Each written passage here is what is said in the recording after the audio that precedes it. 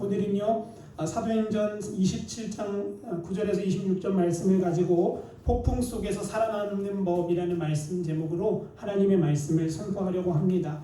여러분 오늘 읽은 성경 말씀의 주인공이 누군지 여러분 다들 아시죠? 누구냐면 바로 사도 바울입니다. 여러분 사도 바울은요 사람들이 뭐라고 부르냐면 복음의 사람이라고 부르기도 하고요 기적의 사람이라고 부르기도 합니다. 왜냐하면 사도 바울은 향하는 곳마다 걷는 걸음걸음마다 복음이 전파되어졌고요 심지어는요 죽은 사람을 살리는 건 일도 아니었어요. 사도 바울이 지나가는 그 자리에는 죽은 사람들도 벌떡벌떡 일어나고 막 병든 자가 그 자리에서 고침을 받는 역사를 일으키는 사람이 바로 사도 바울이었습니다. 그래서 여러분 많은 그리스도인들이 다윗 다음으로 닮고 싶은 사람 중에 누구를 뽑냐면 사도 바울을 뽑는데요. 왠지는 모르겠어요. 여러분 사도 바울이 그렇게 잘생기지도 않았거든요.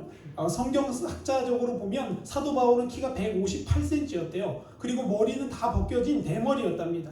그런데도 사람들은 사도 바울을 막 닮고 싶어 해요.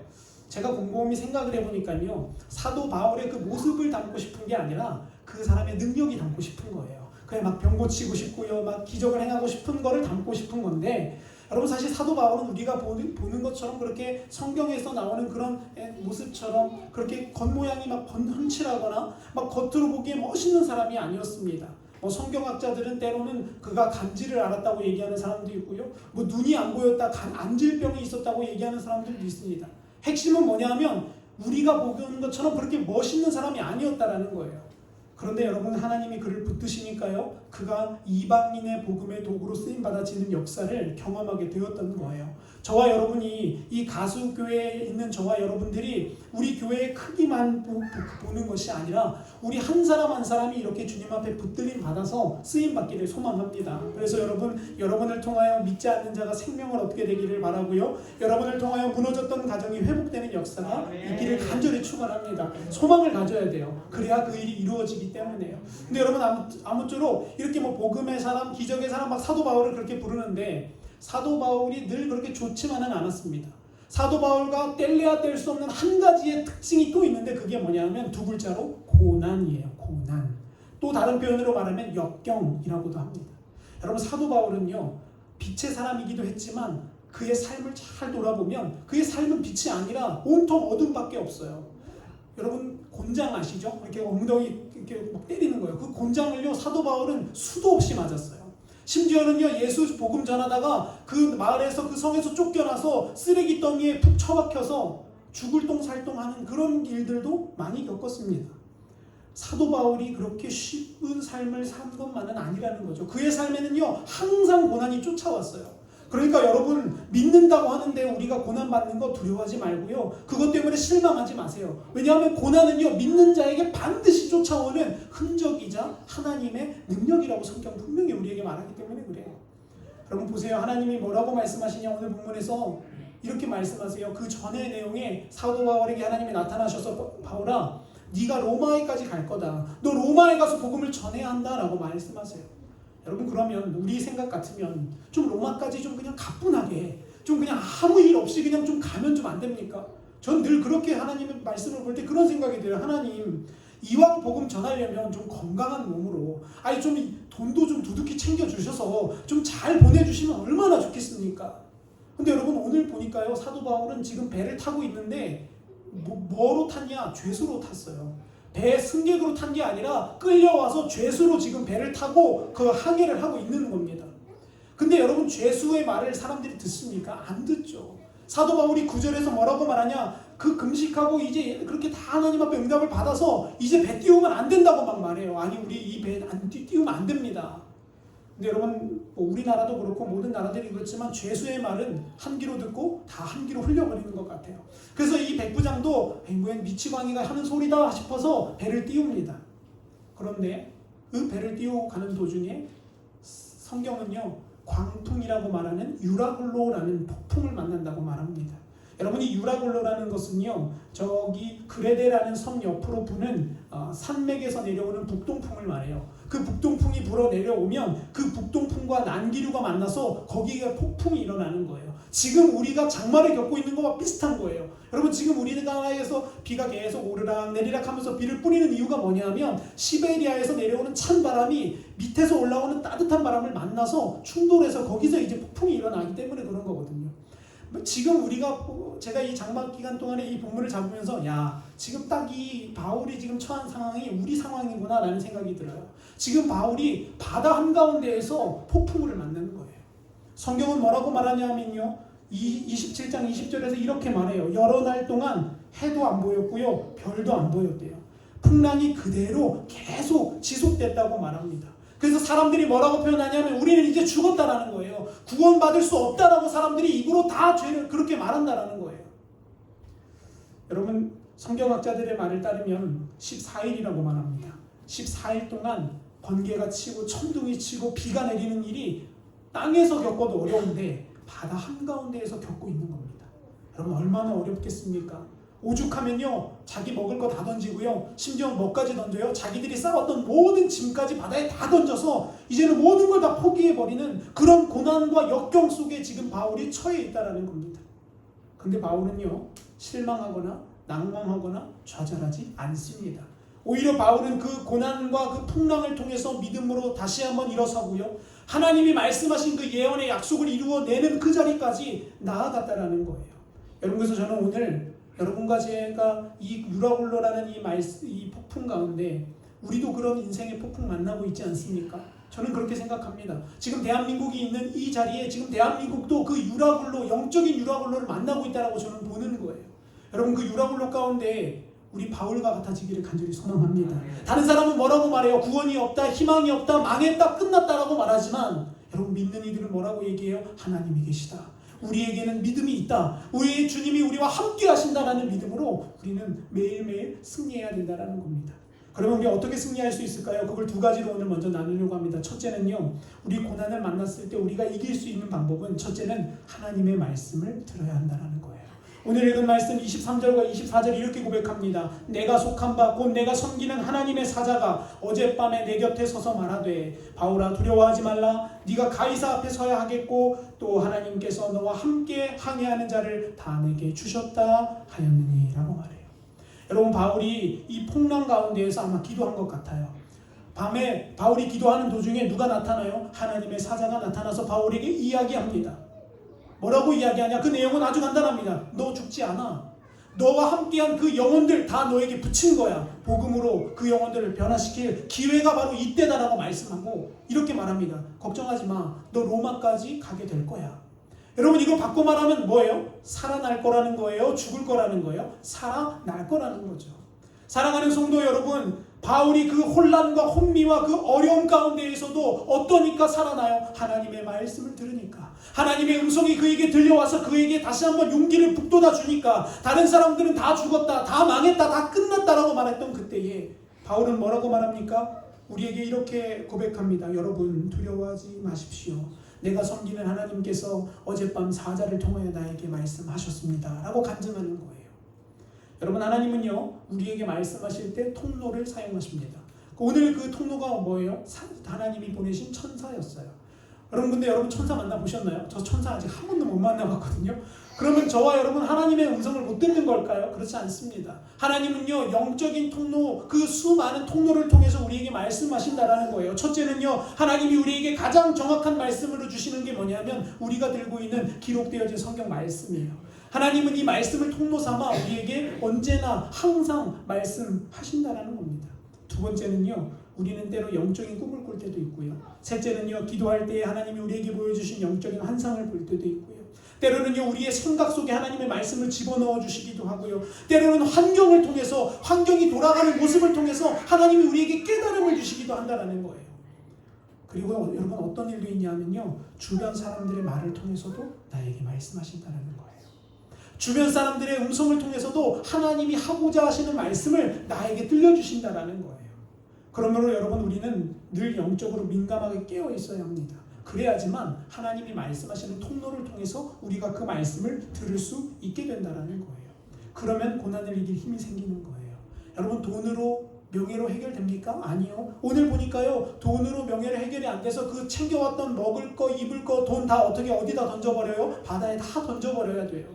여러분, 우리 인생이 그런 거예요. 우리 인생이 내가 해보자, 내 돈 가지고, 명예 가지고, 권력 가지고, 힘 가지고, 젊음 가지고 할 때 하나님이 그거 다 버릴 때까지 우리에게 뭐를 만나게 하시냐? 유라굴로를 만나게 하신다라는 겁니다. 여러분, 근데 저는 말씀을 읽을 때 항상 이런 생각을 합니다. 하나님, 이왕이면 좀 하나님 음성 편할 때 들으면 안 됩니까? 꼭 그렇게 막 바람이 몰아치고 배가 뒤집어져야 하나님의 음성을 듣는, 그 너무 안타까워서 제가 한번 고민을 해봤어요. 하나님, 좀 편안할 때 들으면 안 됩니까? 등 따숩고 배부를 때 하나님의 음성이 누워서 있는데 갑자기 누구누구야 하면서 탁 들려오고, 갑자기 밤에 딱 자려고 딱 씻고 딱 누웠는데 하늘에서 천사가 촥 내려와서 안 목사야, 내일은 이렇게 해서 누구를 만날 거다, 이렇게 해라. 여러분, 그럼 얼마나 좋겠습니까? 근데 여러분, 사람은요, 등 따숩고 배부르면 절대로 하나님의 음성을 들을 수 없습니다. 사사기를 보세요. 여러분, 사사기 동안에 하나님이 등 따숩고 배부르게 구해주니까 또 어떻게 해요? 또 배신하고요. 또 배신하고요. 또 배신해요. 여러분, 이스라엘 역사를 보면 계속 배신의 역사 아닙니까? 하나님이 출애굽할 때 이스라엘에게 여러분 그냥 보내지 않으셨어요. 성경을 자세하게 읽어보면요, 하나님이 이스라엘에게 뭐를 챙겨 보내주셨냐면 애굽 사람들이 가지고 있던 금가락지와 금목걸이와 그들의 재산을 그들에게 놓아서 그들을 보내게 하셨다라고 성경은 기록해요. 우리로 말하면 믿지 않는 사람들의 재산을 탈탈 털어서 믿는 자들에게 옮겨주셨다라는 거예요. 여러분, 그러면 하나님 앞에 잘해야 되는 거 아닙니까? 그러면 하나님 말씀대로 살아야 되는 것 아닙니까? 근데 여러분, 그것 가지고 뭐 만듭니까? 출애굽기 32장에서 금송아지를 만들어낸다라는 거예요. 에이, 목사님, 그들은 그랬겠죠. 나는 안 그럴 거예요. 아니요. 우리도 똑같습니다. 우리는 아마 더하면 더했지 덜하지 않을 거예요. 저는 그렇게 옛날에 맨날 생각했어요. 아이고, 이스라엘 백성들, 나 같으면 홍해바다 갈라줬으면 나 하나님 절대 의심 안 한다 했는데요. 여러분, 제가 홍해바다 가르는 그런 역사, 그보다 더한 역사를 봐도 안 되더라고요. 믿음이 흔들리기 시작하니까 소용이 없어요. 그때 깨달았습니다. 하나님의 음성은 언제 들린다? 고난과 역경과 힘듦과 폭풍 속에 하나님의 음성이 들려지는 것입니다. 왜냐? 우리가 그런 본성을 갖고 있기 때문에 그런 거예요. 여러분, 그래서 오늘 본문에서 하나님의 음성을 들은 바울은 어떻게 됩니까? 의기양양해지고요, 그의 영적인 힘이 충전되어지고요, 결국은 그를 통해서 어떤 일을 만들어냅니까? 그곳에 있는 영혼들을 다 살려내는 역사를 경험한다는 거예요. 이 세상의 모든 사람들 풍랑을 만나 정신이 없을 때 믿는 사람들은 그 풍랑을 통해 하나님의 음성을 들어야 됩니다. 믿는 사람들은요, 그 고난을 통해 예수 그리스도의 메시지를 보아야 하는 거예요. 그게 바로 믿는 사람의 특권이고 우리가 다른 모습이지 않습니까? 여러분, 제가 이 설교를 준비하다가 요즘 한창 뉴스를 달구는 소식 몇 가지를 보았습니다. 첫째는요, 여러분, 중국이 난리가 났죠. 얼마 전까지. 지금도 계속 비가 온다고 합니다. 중국은요, 노아의 홍수도 아니고 지금 40일이 넘게 비가 쏟아지고 있어요. 그래서 모든 댐들이 문을 다 열고 방류하는데도 소용이 없어요. 그래서 중국은 우리나라처럼 몇 천만 명이 사는 게 아니라 몇 억 명이 사니까요. 이재민이 몇 억 명이라고 하죠. 4억 명이라고 하네. 그렇더라고요. 피해를 본 사람들이. 그리고 그 비로 인해서 피해받은 돈이 14조 원이래요. 그럼 저는 14조는 얼마인지 대통령 손으로 해지지도 않는데 그 정도로 어려움을 겪었습니다. 여러분, 제가 몇 주 전에 이 설교 한번 드렸던 것 같아요. 일본도 그런 어려움을 겪었습니다. 그래서 제가 이렇게 말씀드렸어요. 그러면 이제 우리 뭐 해야 된다고요? 깨달아야 된다고요. 여러분, 이 북이스라엘이 그렇게 두드려 맞을 때 남유다한테 하나님이 뭐라고 말씀하세요? 너 이거 보고 깨달아라. 너 이거 보고 너 돌이키지 않으면 너도 이렇게 될 거야 라고 하나님이 그렇게 말씀하셨어요. 근데 결국 역사는 어떻게 됐나? 남유다도 똑같이 멸망했습니다. 여러분, 제가 요즘 비를 내리는 걸 보면서 저는 예언의 능력도 없고요, 투시도 없어요. 근데 말씀이 이야기하는 게 보여지는 거예요. 여러분, 우리 하나님이 기회 주셨지 않습니까? 40일 동안 중국이 당하고 일본이 당하는 동안 한국 깨어나라라고 메시지를 계속 주셨어요. 저는 그렇게 봅니다.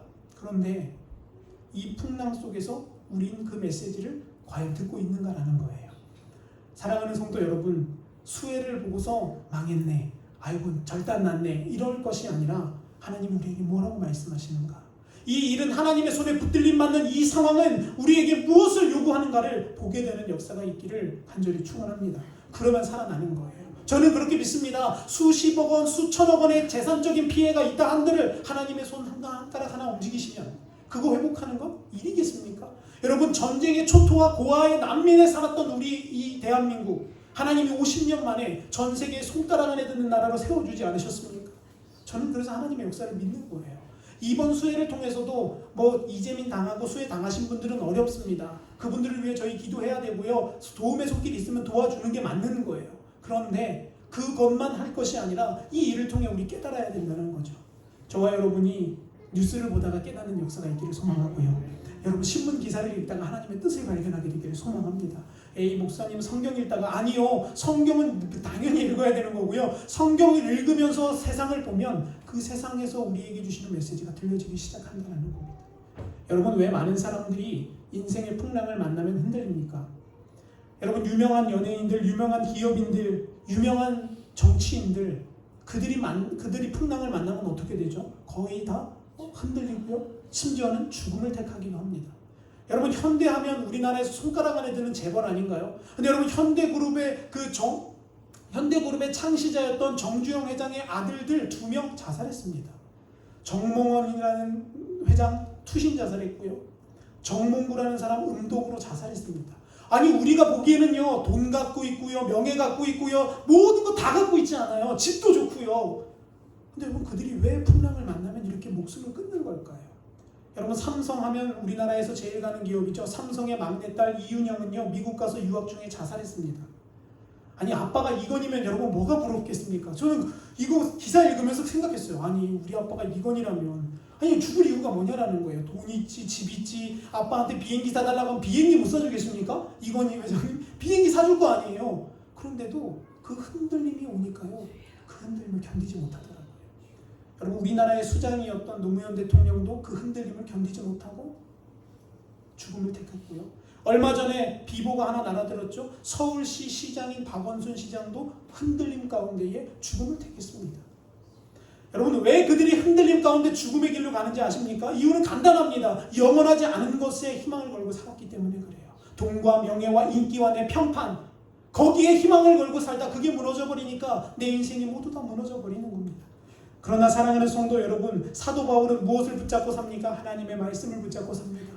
그러니까 폭풍이 오고 유라굴러가 와도 넘어지지 않는 거예요. 그 상황을 보고 오히려 무릎 꿇고 기도하게 된다는 거지요. 그러므로 여러분, 우리는 우리에게 주시는 이 상황과 여건을 통해서 하나님의 음성을 반드시 들어야 합니다. 매일매일 들어야 합니다. 여러분, 출애굽기 역사를 보시면요, 만나는 언제 거둬요? 매일매일 거두는 거예요. 여러분, 근데 제가 어떤 분을 보니까 그러더라고요. 신년 되면, 요즘은 코로나 때문에 그런 걸 잘 못하지만, 신년 되면 여러분 교회마다 다 뭐해요? 신년 부흥 집회 다 하잖아요. 신년 부흥 집회 하면, 여러분, 신년 부흥 집회 때는 안 오던 사람들도 오는 사람이 있고 막 그렇잖아요. 근데 여러분, 놀라운 것은요, 신년 부흥 집회 왔다가 언제 오는 사람이 있냐? 크리스마스 예배 때 오는 사람이 있다는 거예요. 이게 무슨 말이냐면요, 은혜 한 번 받고 언제까지 버텨보는 거예요? 1년을 버텨보겠다는 거예요. 여러분, 성경은 우리에게 뭐라고 말하냐? 너희는 매일매일 만나를 거두러 나올지어다. 하나님 말씀하세요. 그러니까 매일매일 만나를 먹어야 되는 거예요. 매일매일 말씀을 묵상해야 우리 안에 힘이 생겨지는 거라는 거죠. 근데 여러분, 말씀을 들어도 위험한 것 한 가지가 있습니다. 그게 뭐냐면 그 말씀을 내 마음대로 해석하면 안 된다는 거예요. 여러분, 제가 하나 우스갯 이야기를 하나 드릴게요. 유대인들은요, 랍비라는 사람들이 있습니다. 그들은 뭐 하는 사람이냐면, 그러니까 우리로 말하면 목사 정도의 위치인 거죠. 말씀을 가르치고요, 말씀을 설명하고요, 그리고 그 말씀을 설명하고 그것을 가르쳐줌으로 인해서 그들은 그 임무를 다 하는 거예요. 한마디로 우리로 말하면 사역자예요. 근데 어느 날은요, 두 친구가 이 랍비에게 질문을 하나 하러 갑니다. 무슨 질문을 하냐면요, 담배를 피는 거에 대해 질문하러 가요. 첫 번째 사람이 갔다 와요. 이렇게 말합니다. 랍비에게. 랍비요, 내가 기도하는 도중인데 혹시 담배를 피워도 됩니까? 라고 물으니까 랍비가 버럭 화를 내면서 이러더래요. 아니, 기도하는 사람이 어떻게 담배를 필 수 있습니까? 당신 회개하십시오. 그렇게 하고 와서 쿠사리를 먹고 또 이 친구한테 와서 얘기했어요. 친구야, 내가 다 기도 중인데 담배 피운다고 하니까 혼났다. 너 여기 어떻게 해야 되냐? 그러니까 그 친구가 콧방귀를 뀌면서 이렇게 얘기합니다. 야, 너가 말을 잘했어야지. 그렇게 하지 말고 잘 있어봐라. 내가 갔다 올게. 그러면서 그 랍비를 또 찾아갑니다. 그리고 랍비에게 이렇게 말합니다. 랍비요, 내가 담배를 피고 있는데 나는 담배를 피는 사람인데 내가 혹시 기도해도 됩니까? 라고 얘기하니까 랍비가 뭐라 그래요? 그렇죠. 할렐루야. 당신은 그 일을 해야 됩니다. 그러고 칭찬을 받고 돌아왔습니다. 여러분 이게 무슨 말이에요? 둘 다 똑같이 담배 피고 있어요. 그런데 어떻게 말하고 어떻게 해석하냐에 따라 똑같은 상황이 완전히 바뀌어진다는 거예요. 그렇다고 여러분 오늘부터 가가지고 또 그렇게 하시라는 게 아니라 우리가 말씀을 이렇게 잘 해석해야 된다는 겁니다. 말씀을 잘못 해석하면요, 그 말씀 가지고 축복이 아닌 말씀을 축복이라고 붙들고 살아가는 역사가 일어난다는 거예요. 여러분 저는 가게 신방을 갈 때마다 항상 제가 잘 쳐다보는 곳이 있어요. 그게 어디냐면 가게 문 앞이에요. 가게 문 앞에 여러분 요즘 거의 무슨 말씀을 많이 붙이냐면 뭐 부흥케 하옵소서, 아니면 뭐 나의 시작은 미약하나 나중은 창대하리라, 뭐 이런 말씀을 막 붙여놔요.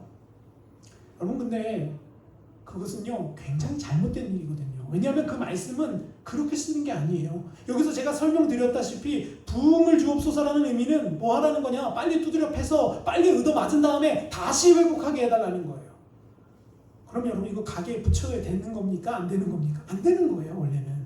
근데 사람들은요 단순히 그 구절만 똑 따다가 내가 쓰고 싶은 대로, 내가 하고 싶은 말대로 그렇게 말씀을 왜곡합니다. 사랑하는 성도 여러분, 이런 일들이 저와 여러분의 인생 가운데도 분명히 일어날 수 있습니다.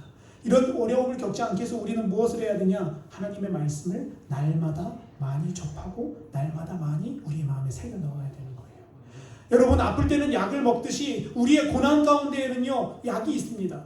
무슨 약이 있어요? 두 개가 있어요. 첫째는요 구약과 신약이에요. 우리가 고난과 풍랑 속에 있을 때 우리에게 필요한 약은 아스피린이나 개보린이 아니에요. 뭐냐? 하나님의 말씀이라는 것이죠. 그 안에서 뜻을 발견하고요, 그 안에서 영적인 고뇌를 하고 기도했을 때 하나님이 주시는 음성이 있을 거라는 거죠. 여러분 사람들 아무리 바빠도 운동합니다. 먹을 거 먹으러 다니고요, 드라마 뉴스 다 챙겨봅니다. 안 그렇습니까? 제가 인터넷에 기사를 보니까요, 우리나라에서 요즘 우리나라에서 인기 있는 드라마 3개를 제가 찾아봤어요. 100명 중에 21명이 보는 드라마가 있답니다. 그게 뭐냐면 저는 모르는데 그냥 제목만 알아요. 기막힌 유산이라는 드라마가 뭐 요즘 나온대요. 그게 100명 중에 21명이 본대요. 두 번째는요, 위험한 약속이라는 드라마를 100명 중에 14명이 본답니다. 그리고 마지막 세 번째는 6명의 사람들이 이건 제목도 이상해요. 엄마가 바람났다라는 드라마를 본대요. 아니 저는 이걸 보면서 웃었어요. 아니 드라마 제목들이 뭐 기막힌 유산, 위대한 약속, 엄마가 바람났다, 여러분 다 무슨 의미예요? 돈이랑 관련된 거고요, 다 성적인 거고요. 아니 엄마가 바람나면 됩니까? 안 됩니까? 안 되는 거 아니에요. 근데 여러분 그런 드라마들이 쏟아져 나오는데 놀라운 사실은요, 그 드라마 볼 시간은 있는데 기도할 시간이 없다는 거예요.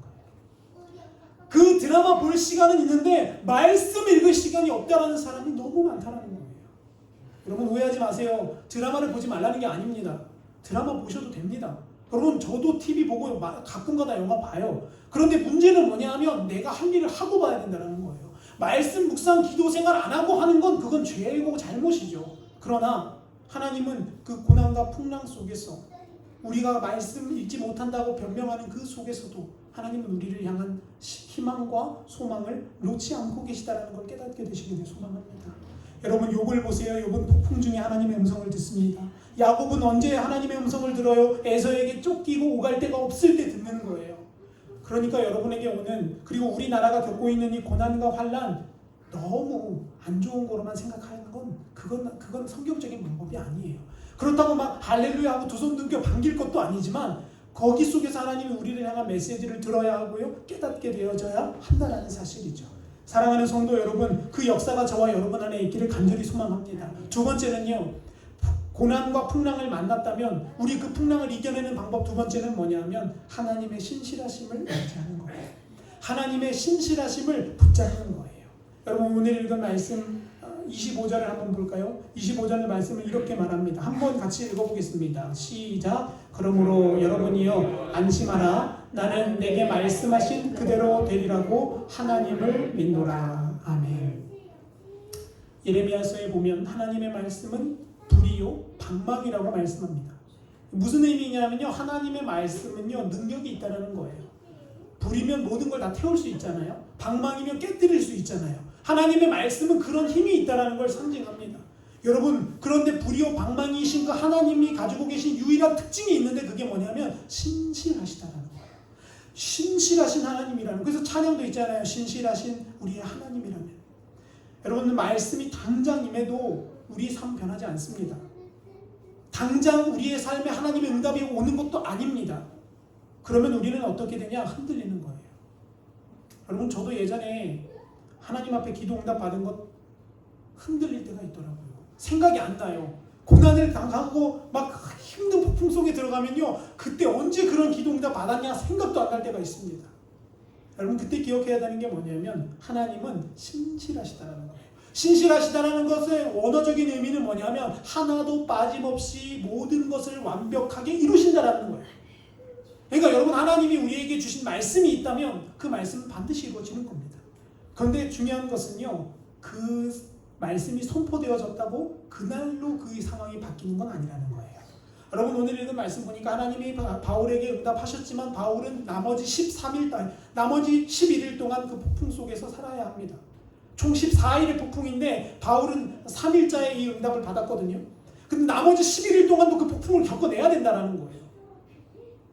아니, 하나님 응답하셨으면 좀 후딱후딱 좀 하시지. 한국 사람들은 그런 거 못 기다리잖아요. 빨리빨리 좀. 제가 신혼여행 갔을 때도 한국 사람 하면 외국인들이 유일하게 아는 단어 3가지 있더라고요.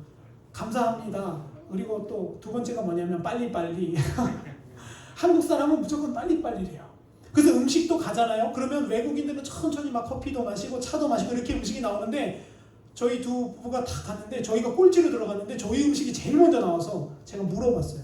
아니, 우리 꼴찌로 왔는데 왜 우리 먼저 주냐? 이거 뭐 잘못된 거 아니냐? 그랬더니만 나르는 음식 나르는 웨이터가 이렇게 얘기합니다. 당신 한국 사람 아니냐라는 거예요. 그래서 맞다 이랬더니만 한국 사람은 꼴찌로 나오면 가게가 난리가 난대요. 그날 장사 못한답니다. 그래가지고 한국 사람이 왔다 하면 남들은, 외국인들은 그런 거 안 따진대요. 천천히 커피 마시고 막 2시간 3시간 식사하는데 우리나라 사람은 당장 10분 안에 음식이 안 나오면 막 난리가 난다는 거예요. 그래서 한국 사람이 오면 그 식당은 빨간불이 들어온답니다. 빨리 한국 사람부터 음식 갖다 줘라. 그래서 저희부터 나오는 거예요. 여러분, 그 얘기를 듣는데 웃으면서도 제가 슬펐어요. 야, 이 한국 사람들이 얼마나 밖에 가서도 빨리빨리 달라고 하면 외국의 동남아까지 가서도 이런 이야기를 들을까. 여러분, 우리의 믿음의 생활도 그렇지 않습니까? 기도하면 좀 빨리, 좀 기도했으면 좀 빨리 돈이 막 뚝 떨어지고요, 기도했으면 내 병이 막 후딱 빨리 나아버려야 우리의 속이 후련할 텐데, 오늘 읽은 성경은요 11일 동안 나머지 폭풍을 겪어간다는 거예요. 믿음이 흔들리지 않았겠습니까? 분명히 저는 흔들렸을 거라고 생각합니다. 근데 여러분, 여기에는요 하나님의 섭리하심이 있어요. 하나님의 이유가 있다라는 거예요. 여러분, 마가복음 4장을 보면요, 예수님은요 바람도 잠잠케 하시는 겁니다. 그러면 그 자리에서 유라굴로 한 방에 없앨 수 있었을 거예요. 근데 하나님 그냥 가만히 두셨다라는 거예요. 그 모든 200명 가까운 사람이 그 배에서 그 풍랑을 겪으며 배멀미를 하며 죽을 똥 살 똥 그 폭풍을 겪게 하셨다라는 것은 하나님의 이유가 있다라는 거예요. 여러분, 우리 삶에도 기도에도 응답 없을 때 여러분, 하나님을 미워하거나 의심하지 마십시오. 하나님은 여러분을 향한 분명한 뜻과 섭리가 있으신다는 걸 신뢰하는 게 중요한 거예요. 정말 그런가 말씀을 계속해서 보면요, 풍랑이 그치고 나서 이제 14일 후에 그 배의 영혼들을 바울이 추수하게 되는 거예요. 여러분, 만약에 그 즉시 바울이 기도했던 그 즉시 풍랑이 멈췄다면 바울은 하나님의 사도로 인정 못 받았을 겁니다.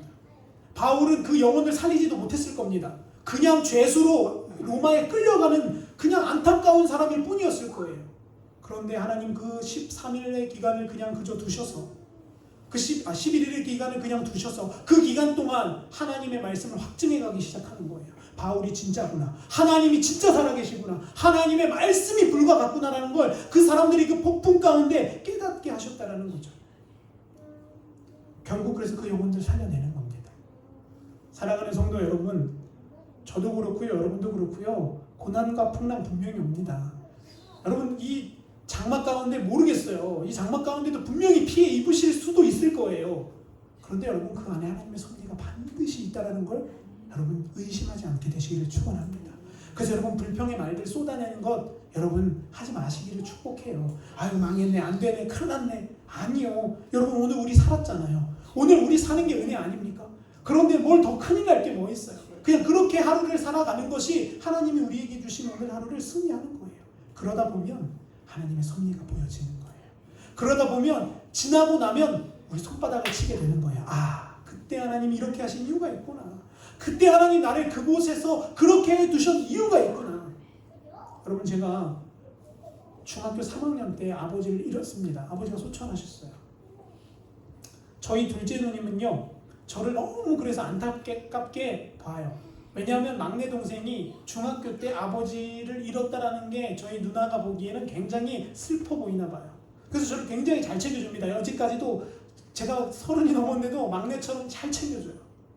근데 여러분, 저는요, 그때 당시 아버지를 잃었을 때 너무 슬펐어요.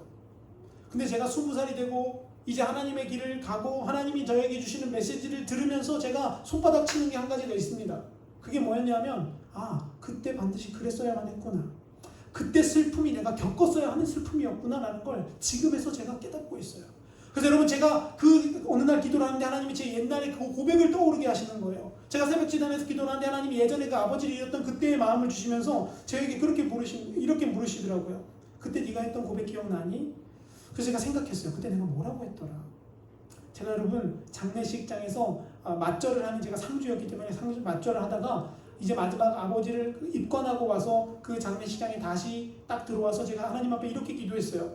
제 속으로 기도했어요. 하나님, 제 육신의 아버지는 이제 흙으로 돌아갑니다.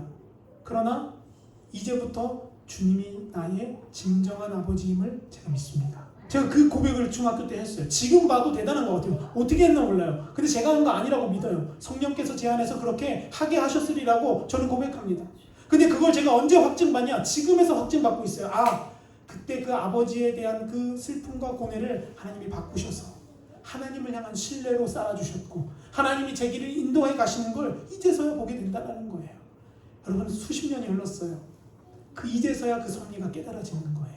그러니까 여러분, 너무 촉박하게 생각하지 마세요. 빨리 왜 안 되냐? 여러분, 안 되는 이유가 있어요. 길 가다가 돌멩이 차서 머리가 깨져도 아이고 18 이렇게 욕하는 게 아니라 하나님, 뭔가 이유가 있겠지. 내 머리가 깨져야 될 뭔가 이유가 있으셔서 하나님 이런 상처 갖게 하셨겠지. 여러분, 제가 아는 어떤 목사님 이런 간증을 합니다. 어느 날 운동을 하다가 십자인대가 끊어졌대요. 저도 십자인대가 끊어졌거든요. 근데 십자인대가 끊어졌는데 그 목사님이 그 십자인대 끊어지기 너무 고통스럽고 힘들어서 하나님 앞에 막 투정을 벌였대. 하나님, 왜 이러십니까? 지금 우리 가정에 돈도 없고 뭐 이런 문제도 있고 이거 수술도 못하는데 어떻게 합니까? 근데 하나님이 그러시더래요. 야, 너 내가 여태까지 너 굶긴 적 있냐? 내가 너 여태까지 너 버린 적 있니? 내가 여태까지 네 인생 가운데에 네가 실망하게끔 만든 적 있니? 이렇게 물으시더래요. 그래서 목사님이 아니요, 그런 적 없죠. 그게 무슨 말이에요? 그냥 입을 다물고 있으라는 거예요. 그래서 목사님이 그 일을 겪고도 그냥 꼭 참으며 기도했습니다. 근데 그렇게 5년이 지나고 10년이 지났어요. 근데 어느 날은 하나님께서 그 아픈 부위가 다시 아프게 하시더라는 거예요. 아, 이상하다. 왜 이런 일이 일어나지? 그때 기도했어요. 하나님, 그때도 참 슬펐지만 지금도 슬프네요. 10년이 지났는데도 여전히 아파요. 그때 하나님이 그 목사님의 다리를 치료하셨어요.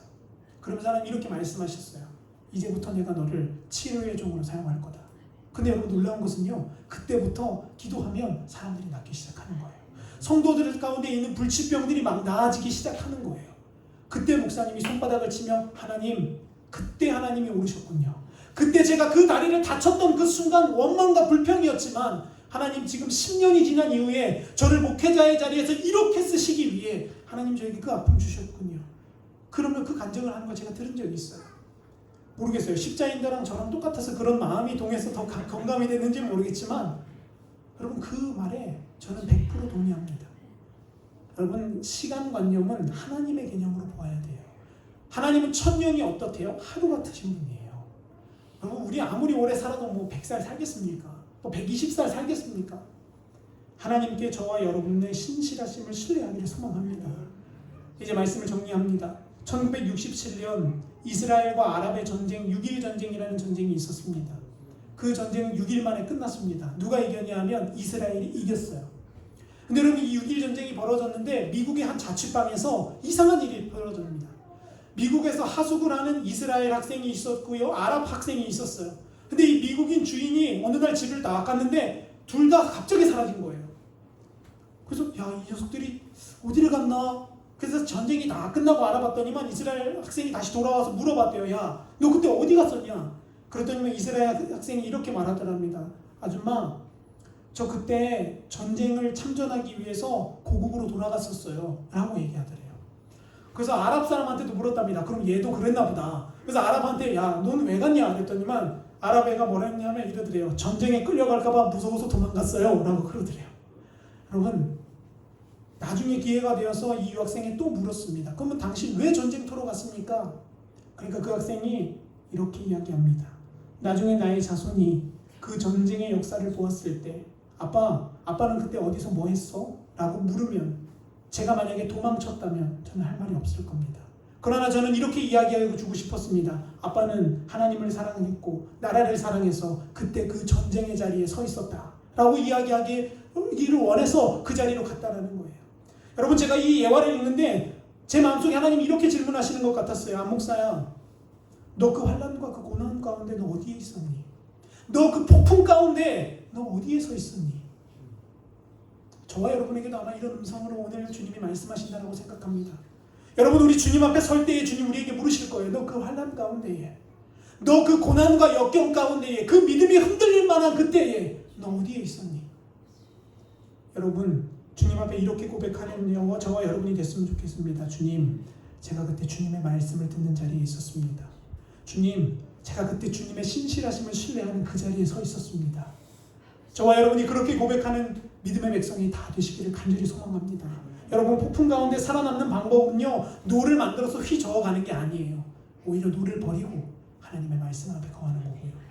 하나님의 신실하심을 신뢰하는 거예요. 세상 사람들이 보면 뭐라고 손가락질해요? 미쳤다고 할 거예요. 야, 지금 더 열심히 돈 벌어야 될 때 아니냐? 지금 더 열심히 일해야 될 때 아니냐? 그러나 여러분, 더 열심히 일하고 더 열심히 돈 벌어야 하지만 그것보다 더 먼저 해야 되는 일은 무엇이냐 하면 하나님의 말씀 앞에 거하는 겁니다. 예배 자리에 거하는 거고요. 주의 뜻 가운데 거하는 거예요. 그러면 시간이 흘러서 하나님이 우리를 깨닫게 하실 거예요. 그 은혜가 저와 여러분 가운데 있기를 간절히 소망합니다. 그래서 여러분, 이 코로나도 이 장마도 여러분 불평불만하는 것이 아니라 그 폭풍 가운데에 역사하실 하나님을 기대하며 저와 여러분이 더 좋은 것 주실 그 하나님의 역사를 바라보며 날마다 승리하게 되시는 역사가 있기를 간절히 축원합니다. 우리 함께